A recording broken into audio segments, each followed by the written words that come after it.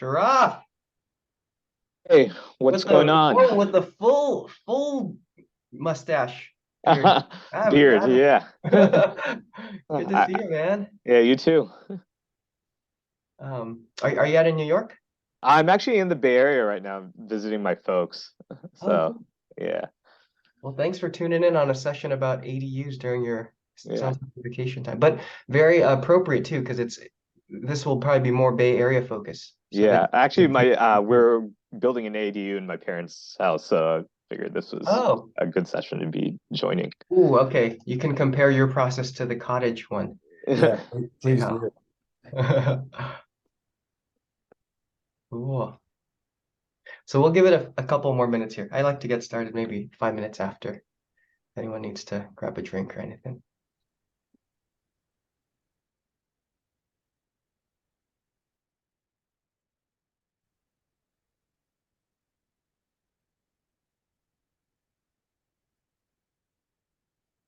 Nate, any updates on your 1031 thoughts? 1031 exchange thoughts? I appreciate the conversation. We spoke to an agent and decided it wasn't our time to do a 1031. So that's why I'm joining this call, because now we're thinking about adding an ADU. Oh, cool. Awesome. This would be in East Bay. Yeah, at our house, yeah. Cool. Awesome. Which municipality? Contra Costa County. Okay, unincorporated. Yeah. Uh I'm not in No, I think Moraga. you're incorporated. Moraga's Okay. incorporated. Yeah. Yeah, that's good. If we have a project in, in Orinda, but it's unincorporated Contra Costa, they are super slow. So Ah, to be part of a specific muni, not just the county government. Hmm, good to know. And that's a cool insight. if you're looking to do a 1031, you can it's a little more complicated, but if you build an ADU, I don't know how big your lot is, but say you have a lot over 8,000 square feet, you build an ADU in the back, but you build it in such a way that it is prepped for utilities for a lot split, then you can build the ADU, lot split, convert that ADU to a main home, sell half the parcel and 1031 on that. What a great loophole. I don't know if I think we have enough square footage, but that's a good thing to look into. Yeah, I believe the requirements are 8,000 square foot lot, and then the smaller of the two, when you divvy it up, the smallest you can go is 40% of that original lot size to split off. Got it. Okay. That little tidbit there is just like why I'm so excited to have Jimmie come on to chat with you. Maybe we could just segue now to kind of intro and kind of get started a little bit. But that was why I was just so excited to bring Jimmie on. He works for a company called Cottage, and I have a couple investor friends who've worked with them before and just raved about the process. Them being not only just like responsive and just great people to work with, but they also make the whole ADU process from start to finish completely seamless. They handle everything from permits to design all the way to building it out for you. And for I think most people on the call here are probably based in California. And really, if you own a single family home in single California or multifamily, we'll talk about that too. You should really be considering building an ADU. I mean, it's truly, arguably, probably the best way to add value to your property. And if you're thinking about rental income, financial freedom, all those things that people talk about, it really is kind of what I think is kind of like the best path forward, or really something you should consider.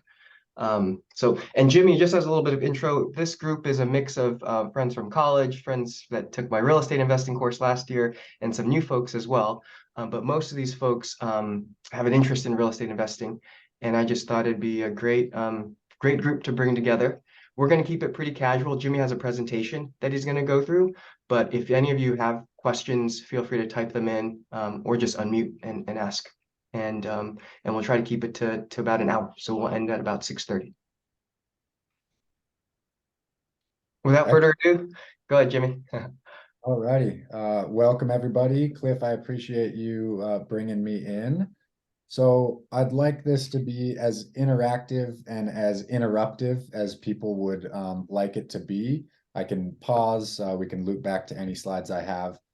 We have quite a few slides. I think it's about 30 slides. So I will move quickly through them, but please don't hesitate to stop me. I won't say any questions after each slide. Just interrupt me and we'll work it that way. Quick introduction about myself. Let me pull this up. I have worked at various startups in the business development and sales realm.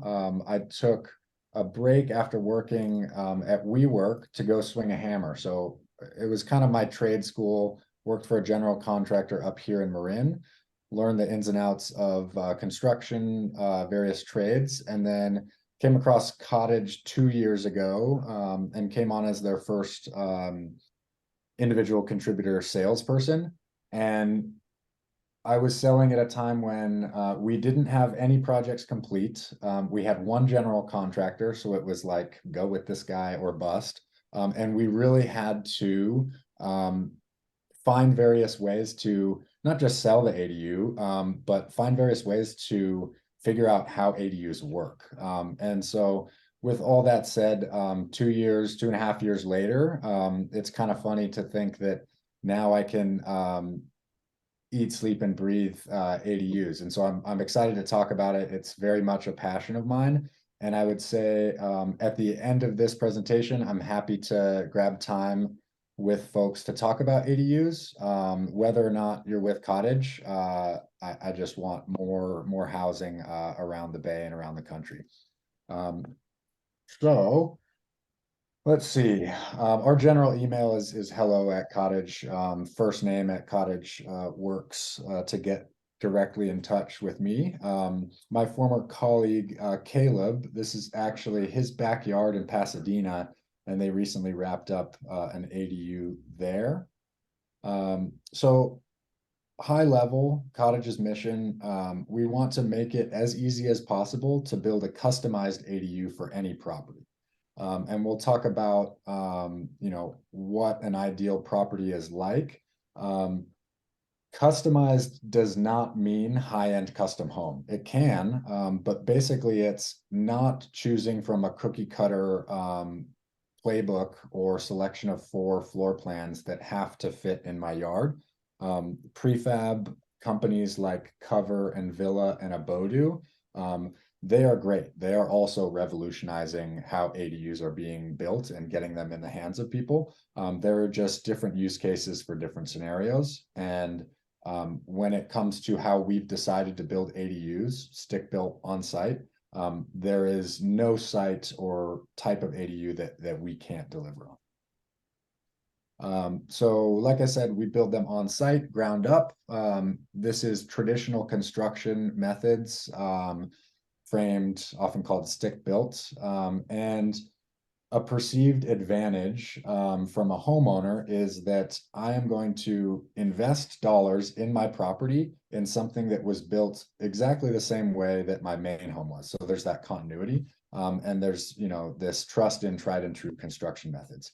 When it comes to resale value, it's unclear whether or not a house with a prefab unit that's 500 square feet and a house right next door with a stick-built ADU of 500 square feet, what that comp value is.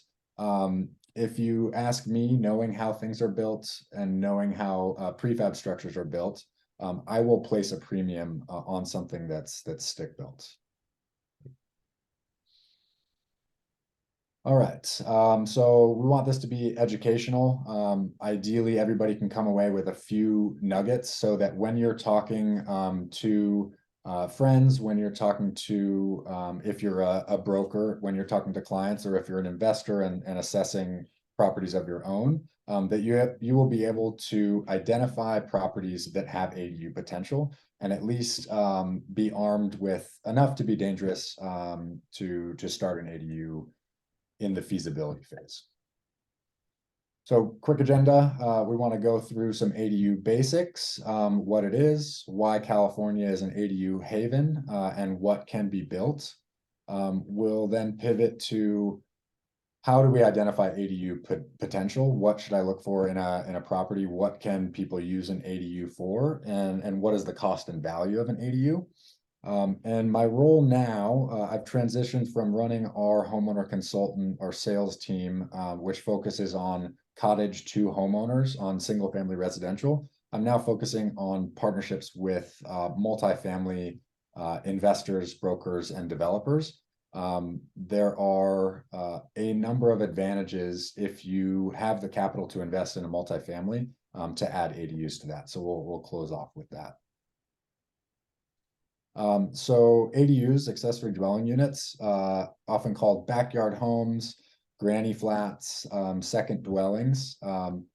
A key piece to note, we get a lot of homeowners that call in, they have 2 acres in Santa Rosa and they want Cottage to build an ADU. It's called an accessory dwelling unit, and in order to build and permit an accessory dwelling unit, you need a primary dwelling unit. So there must be an existing home. Largely, they are used for rental income or for housing family. These 2 buckets are the biggest. They are also, in my experience, the most likely to close. If we have a homeowner who's looking to build an ADU for flexible space, home office, or a gym, that's very much a nice to have, and they're a lower likelihood of close on our end. But regardless of the use case, you are going to get an increase in property value. I have a couple examples that we can look at for comps as far as what we've seen an ADU can add to a property's value. So 3 different typologies, 3 major typologies are the detached, the attached, it has to share at least a little bit of wall space, or a conversion of an existing structure like a garage. There are also JADUs. Those would be a conversion of an existing space within the existing envelope. We have found those to be more difficult unless an existing property has as-built drawings. So if you're looking to buy a property and you want to put 1 JADU and 1 of these varieties of ADUs, detached, attached, or conversion, you're allowed to do 2 ADUs so long as 1 is an interior conversion JADU. But I would not recommend going down that route unless it's either a newer home build or you have plans knowing what's behind the drywall of that existing house before you convert it. Hey, Jimmy, quick question on the conversion ADU. Yeah. That so my understanding, that's like taking a garage and converting it. Is that normally you like level out the garage and just build on top of what would be the garage, or is it literally taking the 4 walls and the roof, like updating that and converting it? Yeah, so it could be any number of things. We'll call it a demo rebuild if we are wiping the entirety of the garage, including the foundation.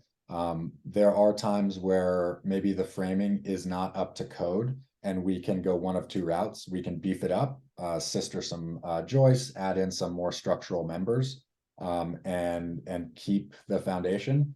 There are times when it's not structurally good framing and we'll wipe that and then keep the foundation. The biggest determiner of if we can convert or demo rebuild is the foundation. Rule of thumb is detached garage built before 1970, 1980, if you want to be conservative, that will need a full redo. The garage foundations were built for cars. They were typically 4 inches thick, and they are not deemed sufficient for a habitable structure. So an easy way to gauge, if you're looking at a property and there's a garage you might want to convert, if you're able to, take a little trowel, dig down 6 to 12 inches on the outside, on the perimeter of the garage. And if you see concrete slab and footing go down more than 6 inches, and you see inside and there aren't any major cracks, then you're probably looking at a conversion that's $150,000 rather than a demo rebuild of 200, 250.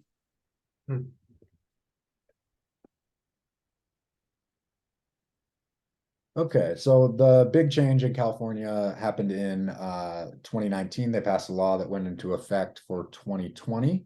The greatest hits of what this means is you can build what's called a California exempt ADU so long as it is under 800 square feet, which is pretty large, below 16 feet in height and has a minimum 4-foot setback at the rear and the side property lines, as well as waiving a parking requirement if it's within a half mile of public transit. Technicality, that's not as the crow flies, that's as the human walks. So you can basically have your property address in Google Maps, search bus, and then map that out. That's, that can be a deal breaker for people if they have to put in extra parking, not because they don't want to, but because their property simply won't allow for it in space. And then another piece that people get excited about, but in practice is different. There was this idea that ADUs can be permitted over the counter in 60 days. This is the easiest thing ever to happen to building and planning. In reality, planning departments have a 60-day grace period to reply to the first comments. And that means on day 59, City of Pleasanton sends us back their comments on our plan submission, and then we have to return those comments, and then they get another 60 days. So average permitting time that we present to our homeowners is 3 to 4 months. We've seen as short as 60 days, sometimes shorter. We've also seen over 200 days. So it really depends on the municipality. If you are looking at building an ADU in a particular municipality, feel free to reach out to me and I can check with our permitting team, our city ops team, on what our experience has been.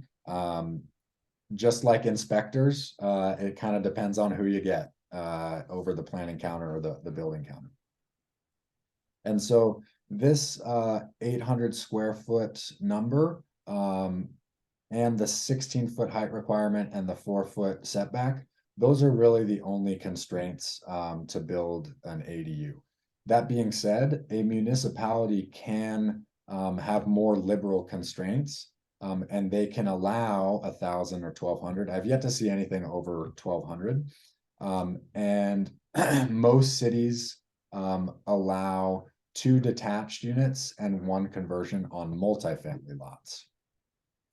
And we are, with the exception of, Bakersfield and some of these sort of off the beaten path cities, we have an active or completed cottage project in most California cities. So I'm happy to be a resource for that. The other requirements for an ADU, before I move on to that, Nathan was asking, does a 4-foot setback requirement mean walls have to be 4 feet from the property or fence line? Yeah, excellent question. Without getting too much in the weeds, definitely check that the property line is the fence line. We've seen 1 to 2 foot deltas there. So that needs to be clarified, ideally with a survey. And then the closest we'll get is 4-foot wall to 4-foot property line. Some municipalities will judge it by the eave. Most of our ADUs have a 12 to 18 inch eave. So that could mean that we're 5 feet off wall to property line.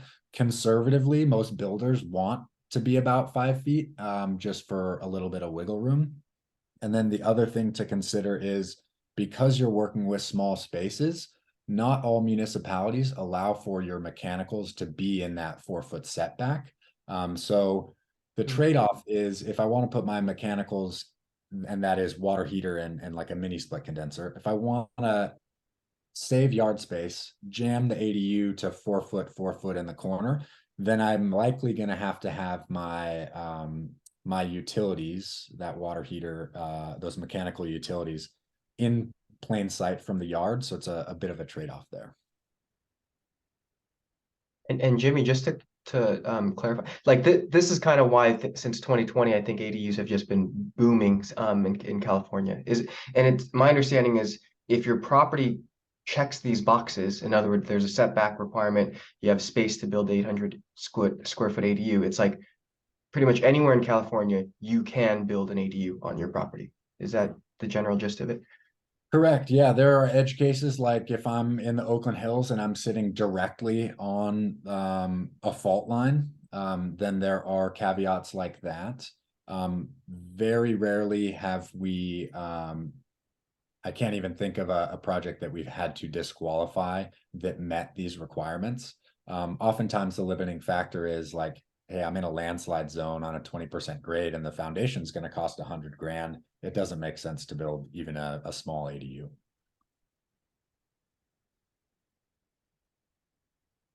Great. Does California have any impervious coverage laws that would impact whether or not you could build an ADU? So yeah, great detail here. So these exemptions or these qualifiers to be exempt override any lot coverage or FAR, floor area ratio. So you've got floor area ratio, which is different for 1-story versus 2-story. If I have a 2-story, 2,000 square foot house, my lot coverage might be 1,000 square feet, but my floor area ratio would be 2,000 square foot as the numerator and then the lot square footage as the denominator. We don't have to worry about lot coverage and FAR if we meet these requirements here. For the uneducated, what does it mean to be an impervious coverage law? Jordan, are you referring to like impervious surfaces? Yeah, and basically just the extent that you can build, like how much building you can build on your lot with without maxing it out essentially. I know because in Texas where I am, there's a certain percentage of the property that has to be allocated towards, let's say, grass and things like that. So you're restricted in terms of how much you can build on your property. Yep. Yeah. So sub 800 with these other two requirements, you're not constrained by any lot coverage. Something that we need to consider sometimes is if you have a giant concrete patio or a large pool, that does count for the lot coverage, just not the floor area. Right. Great. And then we need to maintain, depending on the municipality, at least 6 feet, sometimes 10 feet of distance from existing structures. So if I'm looking at a property, my rule of thumb is, as far as eligible space, is to subtract 10 feet. So if I've got the rear of the house and I have 30 feet until the rear property line, I know I'm not going to build an ADU wider than 20 feet there. It's an easy just kind of rule of 10. But double check into certain munis who have very conservative fire codes that want you to be 10 feet of distance from any existing structure. That's sometimes even a trellis or the main home or a detached structure. And then we have found ways to get around solar. Most of our builds, the homeowners want solar.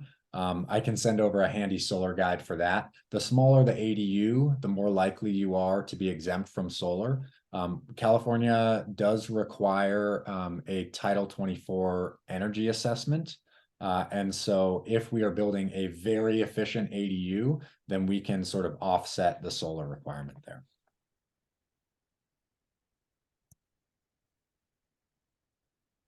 Great. So this is a fun little map. This is all public record that we overlaid on an ArcGIS map. The orange is permitted, or sorry, the orange is constructed and the pink is permitted. This is the Bay Area and Southern California. We pulled this information late last year. So well over 40,000 ADU permits have been submitted in California just over the past 5 years. So they were hot even before the law, and the law made them take off even more. All right, so let's briefly talk about financing. Number of ways to do it. All of our favorite way to pay for anything would be cash if we have it on hand, unless we can get a really good interest rate, or liquid assets. I would say 20% of our homeowners will pay the majority in cash. It helps to be in the Bay Area where there's quite a bit of wealth here. Conventional loan products. So we've seen a shift from a cash out refinance swinging towards the HELOC. So if I have a great 5-year-old mortgage on my house, I'm not gonna do a whole refi just to cash out 250,000 for this ADU, I'm likely going to take out a line of credit on my home to pay for it, which I'm only paying interest on what I take out. Fixed home equity loan is another option. Renovation and construction loans, fairly common. The catch there, or rather than the catch, the difficulty there is it's just more paperwork. It's a little bit slower moving. You do often have a higher rate, but most banks will require some sort of funds control, and they will also require a draw. That's common for general contractors to put that together, but the bank just wants to know where every single penny goes. They are doling out the allowance. They have their fingers more involved in that build pie. And then ADU construction loan is quite similar. Home equity contracts are an interesting way to get a tranche of money in exchange for future value of your home. If anybody has heard of Point, they run a product that is quite interesting. One of my colleagues, his dad has been running operations at Point for a little while. So I recommend checking that out. It's just an interesting financial tool. And then the infamous Cal HFA ADU grant program. They ran that program last year, and it was relatively slow. It was an ambitious effort. The basics of it were $40,000 grant. Really no strings attached. You don't have to pay it back. It's a grant. But it could only be used towards pre-construction costs. So that would be any sort of feasibility study that you pay for, any consultants, surveyor, soils reports, all of Cottage's work for design and permit costs, as well as site prep. So big, broad, wide area that $40,000 could go to. The main issue was they just didn't have much money and they were slow to process it.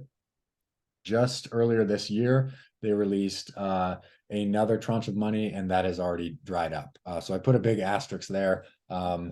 People want it to continue. It very may well, but it's kind of like if you're looking to get a camping spot in Yosemite, you need to be online very early, hitting the refresh button to get access to that. Very few people will use a personal line of credit for our ADU projects. All right, before I get into some of these comps, any questions on financing or ADU parameters and constraints? I have a quick question. A neighbor of mine built an ADU of 119 square feet and mentioned that was under the threshold of needing a permit. Yep. Is that true? Is that a common thing for this small of an ADU? Yeah, I'll preface that with not being an expert in accessory structures, but I do know that 10 by 12, 120 square feet is the max that you can build an unpermitted structure. The use being, so I can have a shed in my backyard and I don't have to go through the city to permit something to store stuff in. I'm unclear on whether or not the fact that he's calling it an ADU likely means he has a kitchen and a bathroom. Unclear on whether or not that is deemed a habitable or livable space by the municipality. It's a good way to get around permits, that's for sure. But I don't know how that would go over if he were to say rent it out, given that it has livable features like plumbing and a kitchen. Yeah, just an office. So I'm not Okay. sure how that would affect value. Yeah. I'm sure he added value. Whatever he put in dollar wise, I'm sure he's going to get back out if he sells that home. Got it. Thank you. Great. So I think I have a couple examples of this. Detached ADU that we built in Redwood City. It was 1 bedroom. The comparable home value in the neighborhood was roughly 1.4. I believe we built this for between 200 and 250,000. When that home was sold, so note that this 1.4 was not the assessed value of the house before the sale. It was a comp for a similar home in the area. That home was able to sell for 1.9. So quite a bit of value added there. And another example down in Los Angeles, similar added value. $1 million home comp sold for 1.5, a larger ADU to get that same return. Quick side note on LA. People tend to think they can build for a lot less money in LA, and they think they can build for $150 a square foot. We can build at a lower cost in LA, but it's more like 300 a foot. Up here in the Bay Area, we're seeing 400 to 450 a square foot.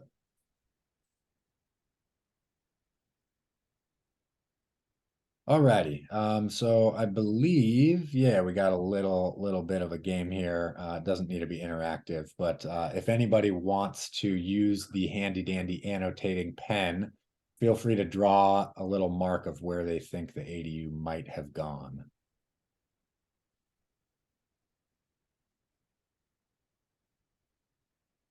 How do you do the pen? Let's see. Oh, whoa, I've never done that. Give it a whirl. Cool. I learned something on Zoom today. Bingo. Oh, wow. Smack That dab was on the fun. front door, Cliff. Look at that. That was cool. Let's see. I think there we go. I can clear.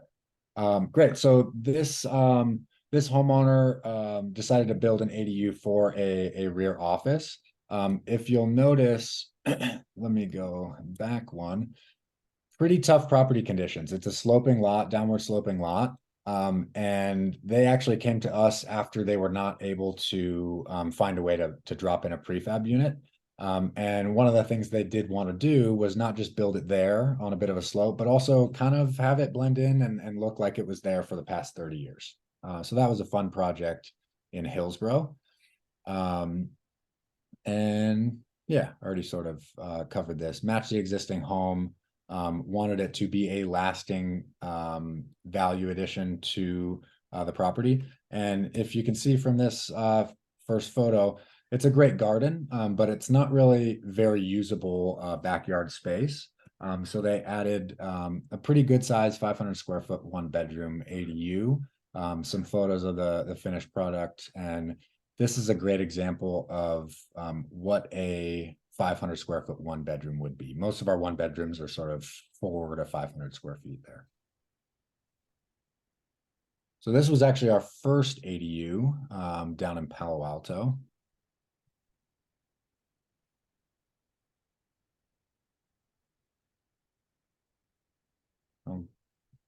Yep, nice. That would have been my guess if I weren't on this project. So we actually popped it right there in the, I always have to click out of annotate. Right in that little covered trellis carport area.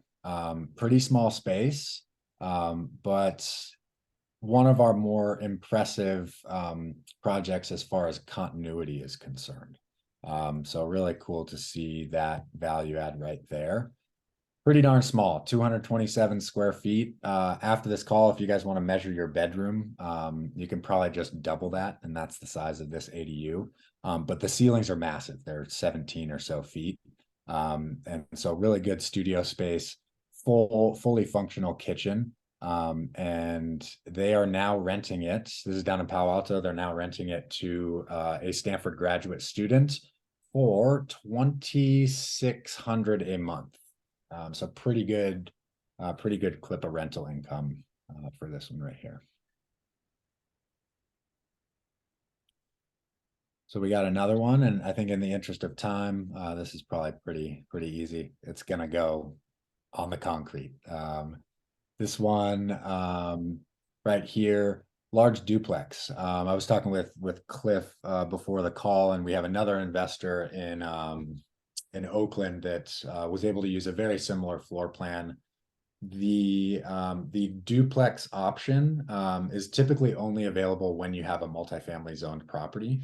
And one of the advantages of, even though you're allowed 2 ADUs that could be detached, you'll get about 10% hard cost of construction saving by doing what we call a shared wet wall. So you'll notice that all the plumbing and the major utilities are along this wall. That means the tradesmen just have to run it through one wall and stub it out. And then all this is pretty simple framing and drywall.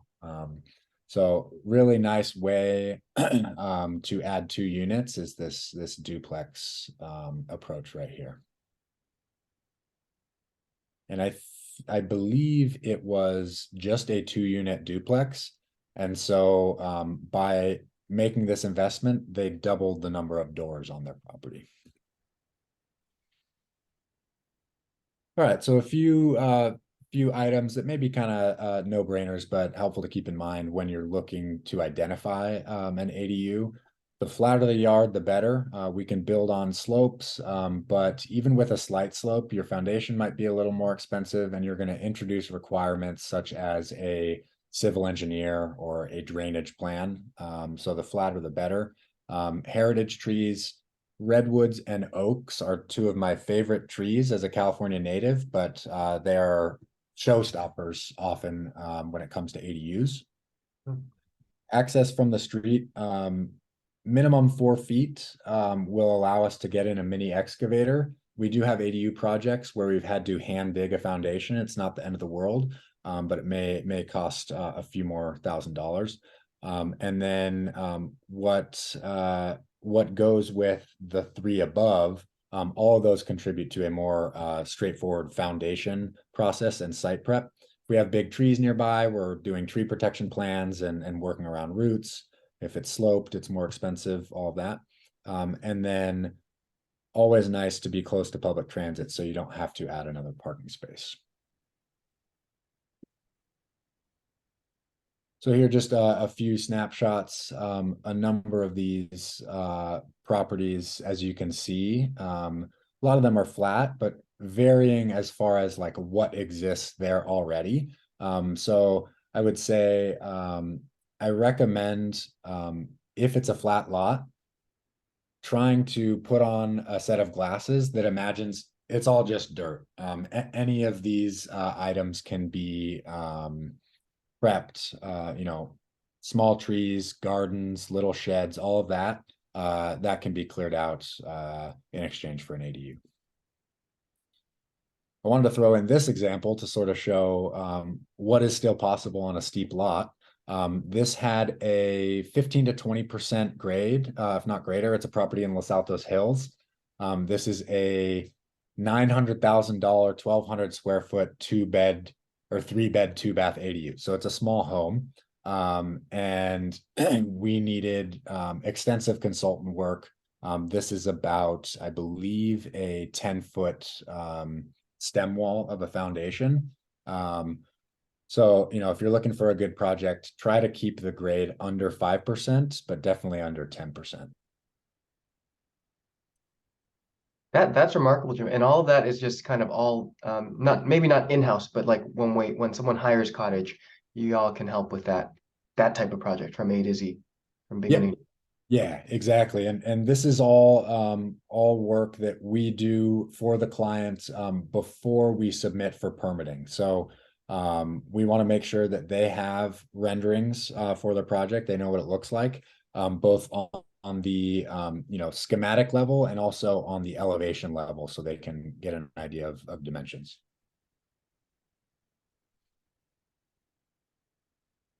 Great. So here's a quick little graphic. We are often positioned between prefab on one end and traditional design, an architectural design build firm, or somebody going out and finding an architect, finding a GC. We have developed a system that is as flexible as your traditional architect, while also allowing us to deliver on a quality product. We also are able to build, like I mentioned before, any type of ADU under the sun. And we're able to be quite a bit faster than a traditional design build firm. Prefab and modular. The point of reference that I often use is an article that came out in the LA Times that said, build your ADU for $126,000. And couple scrolls down, they had an example of an ADU that was finished by this prefab company. And the caption read that this was a 600 square foot ADU that was built for $250,000. So devil's in the details. Prefab units themselves in a bubble can cost a base cost of $100,000 to $200,000. They can come off as pretty cheap, but then you also have to factor in site prep, consultant costs, permit cost, and oftentimes the cost of a crane. A crane itself can run 30 grand to drop it in over a house. So that being said, we are not always faster than prefab, but we are within 10% on the speed, and we're absolutely cost competitive when it comes to prefab. Great. I think we're doing pretty well on time, Cliff. Yeah, 6:12. We have about 20 minutes left. Great. So I'll jump into multifamily. So what makes for a great multifamily redevelopment or reinvestment? These are becoming far more attractive to investors. I'm talking to at least 2 brokers and 1 investor on the daily about properties in their existing portfolios, new acquisitions, or brokers may have listings with some documentation that they want to beef up. So, you know, if you've got a multifamily listing, it's going to show number of doors, it's going to show net operating income and cap rate, but it won't necessarily show what the potential value is if you're to invest in it. And 2 detached ADUs and 25% of the existing unit counts can be converted. That part's a bit confusing. Easiest example is if this were right here a 12-unit building, then I take 25% of the existing unit count. That gets me 3. So then I'm eligible to create 3 ADUs out of existing space. So that could be ground level common space, or ground level laundry rooms, or tuck under parking. The surprising part when I first dove into this is you could have a multi-family property with a carport that is super rickety. It's 4 poles and a roof, and that will qualify as convertible space. So that's what we did in this example. We actually converted it to a duplex, and then we were able to add in ADUs below. So a multifamily property with you know, under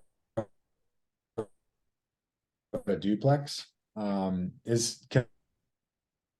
be a great investment, but it won't have the same bang as if you have a parking lot in the back that you're able to convert or put a detached in. Another Was this thing to the look out. Oh, sorry. Was this the example where you said it went from a 12-unit property to a 17-unit because of the rules in place? Oh, Jimmie. Oh, you there? Yeah, I'm still here. I got an internet unstable, so I'm going to pause my video. Okay. Yeah, was this the example that you shared earlier with me? Saying this was a 12-unit property and now it's a 17-unit property. They're able to add 5 units. Correct. Yep. Cool. Wow. Yeah, pretty big multiplier.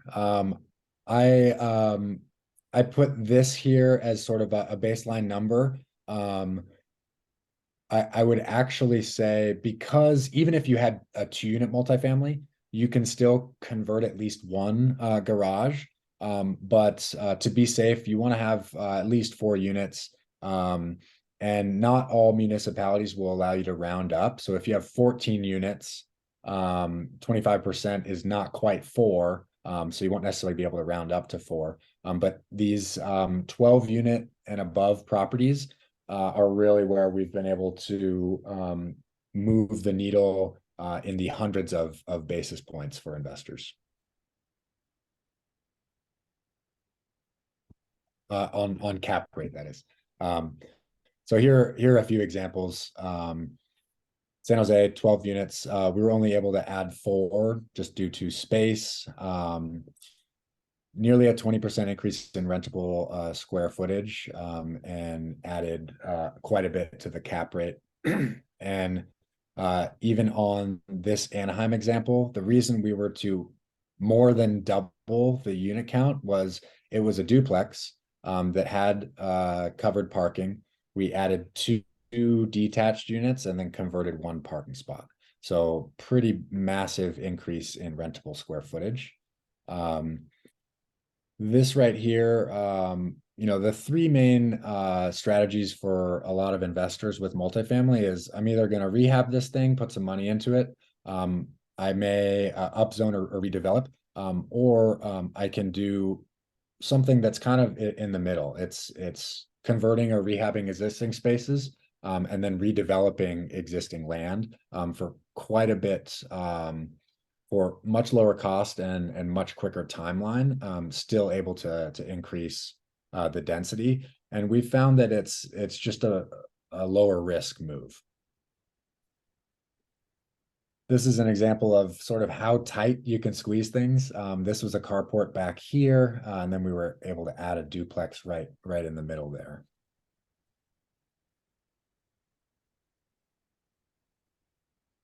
So before I get into sort of what the process looks like, any thoughts or questions on multifamily?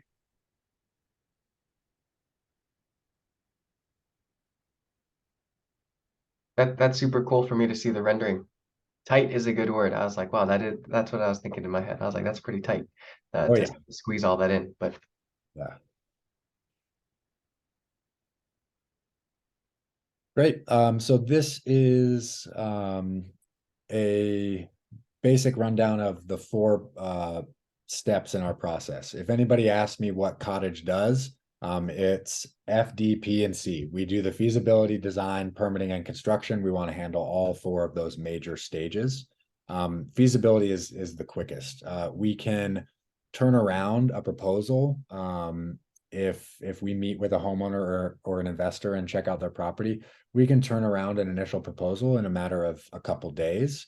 Once a homeowner decides to move forward with the project, our design phase is the timeline's contingent upon how quickly does a homeowner want to make decisions and how much do they care about the details.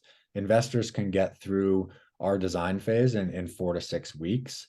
And what that involves is creating renderings like the ones that were up on the screen of that brown high sloped ADU, creating elevations, those classic architectural drawings, going through and doing finish selections for the ADU, picking out tile in the bathroom, countertops, cabinets, flooring, all of that. And then also going through the details of an RCP and electrical plan. So we'll do the reflected ceiling plan, all the lighting details, all the structural assembly details. And then we can go into submitting for permits. Permitting, 3 to 6 months, like I said before, could be 2 months. We'll know well ahead of time if it's going to be longer than 6 months to set those expectations. If you're at all close to the coast, more of a concern in Southern California, double check whether or not the property you have or are considering purchasing is in a coastal zone. That creates a whole nother process of administration and bureaucratic work that we would need to go through. So after permitting, we would then break ground. The way Cottage operates is a marketplace model. So we have a tight group of highly vetted general contractors that we are in communication with well before it's time to break ground. We will give our clients a fixed GC bid at the end point of design. And then we will also do a reprice adjustment after we get first round of comments back. It can be the case that if the building department comes back and says, hey, you need to change this wall assembly, if there are impacts to cost, then we'll make sure we do a reprice early, so we're reducing change orders in the construction time. The advantage of having the general contractor involved very early is we know when we're on the cusp of permit approval, we're going to mobilize and break ground on that project within a week or two. So we're not waiting in a queue to build with the general contractor. Cliff and I were talking about investor projects, and the ideal way to operate is to be a machine. You know what you're putting in and you know what you're getting out. This is a well-oiled machine that has taken over 3 years for Cottage to develop. And we want ADUs to be as plug and play as possible, but in a way where you are playing, you are having fun designing, and you are not sweating about putting in all the project management and bureaucratic time to get your ADU.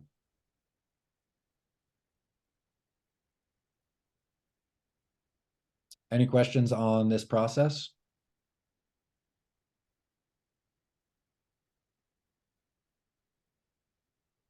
Great. So this is, we got a question. How often do you work with people who are pre-close on a property, somebody who is intentionally looking to buy properties with ADU potential? Yeah, so that's something that we are more than happy to do. We need to be careful that we're not just taking a look at a dozen different properties for somebody who wants to get free work out of us. At the end of the day, if I have bandwidth to take a look at a property, I'm happy to do that. I don't think we've gone into contract with somebody to build an ADU before they have purchased the property, unless they're 100% sure they're gonna buy that property, or they're in escrow or something like that.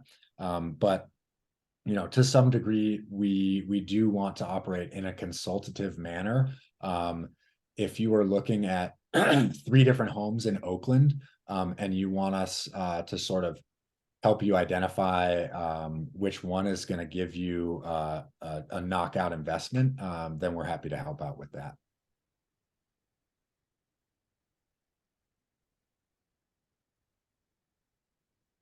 Great. So I will stop sharing. Cliff, I'm more than happy to send out this deck in a PDF, and you can distribute it to everybody in attendance here. Okay, cool. That sounds good. Are we moving to Q&A, Jimmy? Let's open it up. Okay, cool. I had one that I wanted to kind of highlight to the group, because I thought, and thanks for your presentation. That was so great. Like you had mentioned that building price, like the price per square foot to build, LA is about 300, Bay Area is 400 to 450. I just kind of wanted to highlight that to the group, because as a real estate agent, the way I kind of think about valuing a home, and it's not as easy and straight, it's not just an equation like this, but for example, here in the Bay Area, like Oakland, even parts of San Francisco, homes are valued at close to 1,000 price per square foot. More than that, some parts of Pacific Heights, Rockridge, 1,200, 1,300 price per square foot. So if you can build for 400 a square foot and then effectively turn around, or you don't even need to sell it, right? But you're just adding value to your home at what's worth 1,000 to 1,200 per square foot. You're kind of instantly kind of creating value there. And so that's one thing I just wanted to highlight to the group, so that they could kind of, see how I kind of think about it. And then Jimmy, could you maybe share a little bit about like pricing, like what goes into a home that's 400 a square foot versus 600 a square foot on the ADU side? Yeah. So as far as the costs that go into an ADU, the finish level is actually the lowest multiplier. So I think of it as 3 buckets. You're going to have the global elements, like the type of site or the type of utilities. If I have a flat lot with newly upgraded sewer, water, and electrical, then that portion of the ADU cost is going to be much lower than the opposite end of that spectrum. And then the middle bucket, which is sometimes equally as strong of a lever, is down to the structure itself. So the footprint but not just the size. Obviously, a 400 square foot is going to be less than a 600 square foot, but we have built 400 square foot ADUs that are almost twice as expensive of a 600 square foot because of the architectural complexity. So if I have a lot of glazing, a lot of door openings, fancy doors, and fancy roof line that is not just a straight gable, it's a hip, or I have dormers, all of that architectural design wow is going to add to the cost. And then the lowest impact is finishes.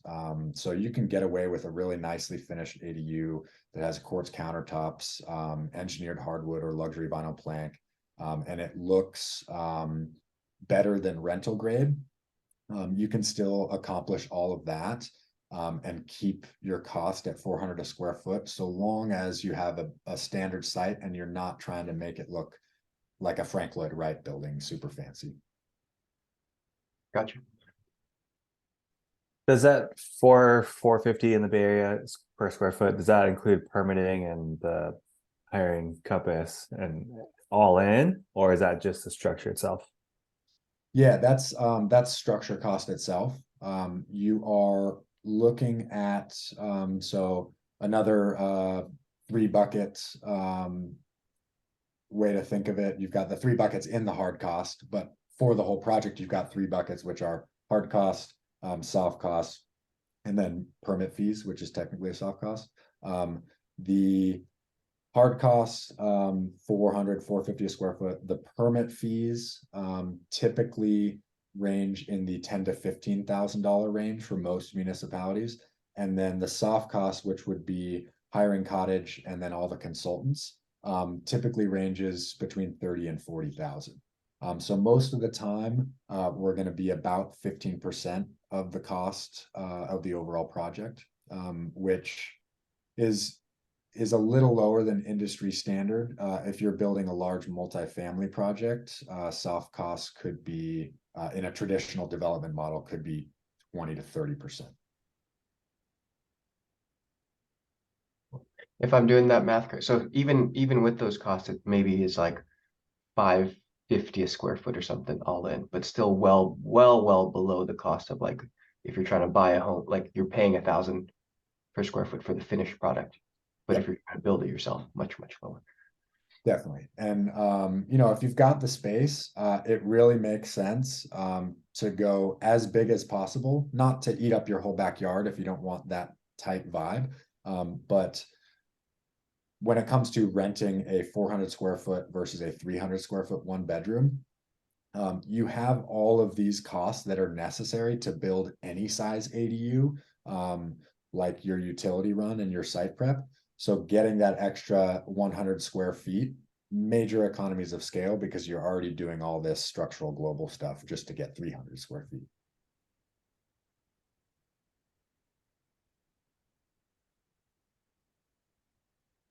You mentioned solar as a potential requirement for less energy efficient ADUs.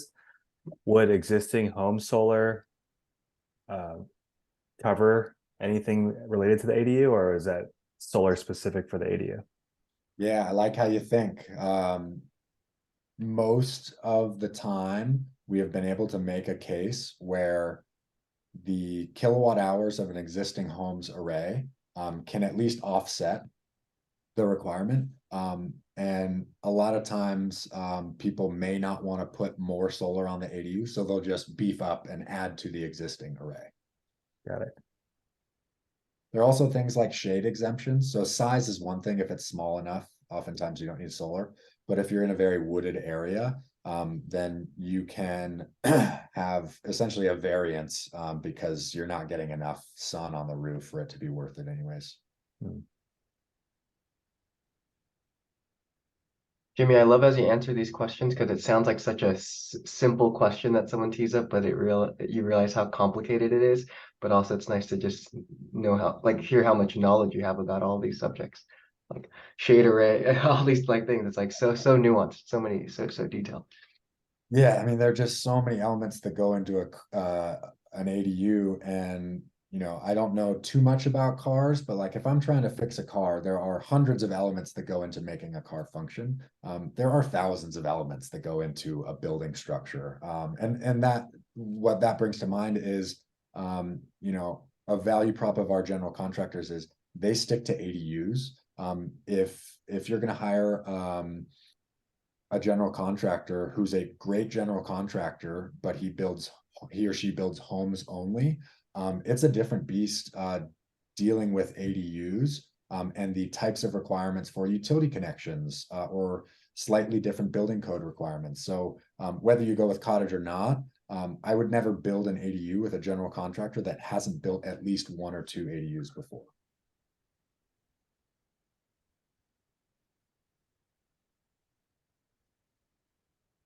Cool. I think we're kind of at time. Any other questions from folks? This has been so good.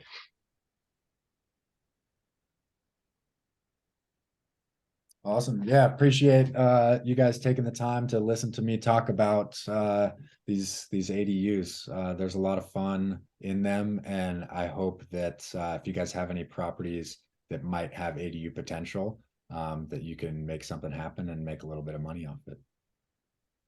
Jimmie, thank you very much for the time, and Cliff, thanks for setting it up. This is super helpful.